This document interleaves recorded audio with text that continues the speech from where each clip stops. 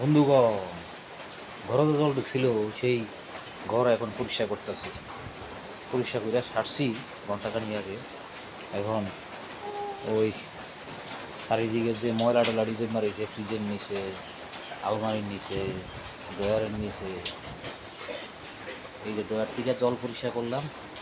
পরিষ্কার করে সেরিয়া ওখানে কাইসা লইলাম। এখানে এই দেখুন দরজার মধ্যে যে জলের যে ছাপটা, মাটির ছাপটা হয়ে রয়েছে, এটি পরিষ্কার করলাম। সোফার মধ্যে দেখুন, সোফার নিচে দিয়ে পিজ্জা রয়েছে, সোফার উপরে উঠাইলাম শোকেস। তারপরে দেখুন আমাদের খাটের অবস্থা, খাটের মধ্যে আছে এটা কি স্ট্যান্ড ফ্যান, আর খাটের মধ্যে সব উড়িয়ে রাখছি।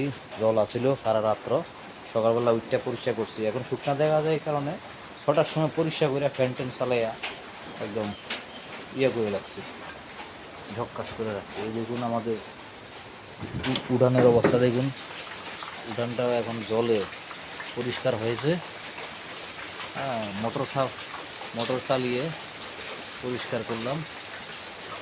এখন আবার বৃষ্টি হচ্ছে, তখন কী হইব ঠিক ঠিকানা কিছু বলা যায় না। এই দেখুন জল এখনও আছে রাস্তার মধ্যে।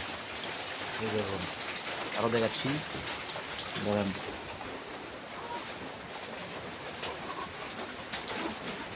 এই দেখেন বৃষ্টি হচ্ছে, এই ঘরে জল ঢুকতে পারে নাই।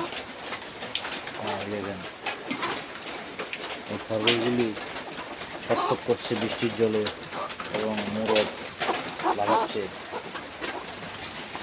দেখুন আকাশের অবস্থা দেখুন।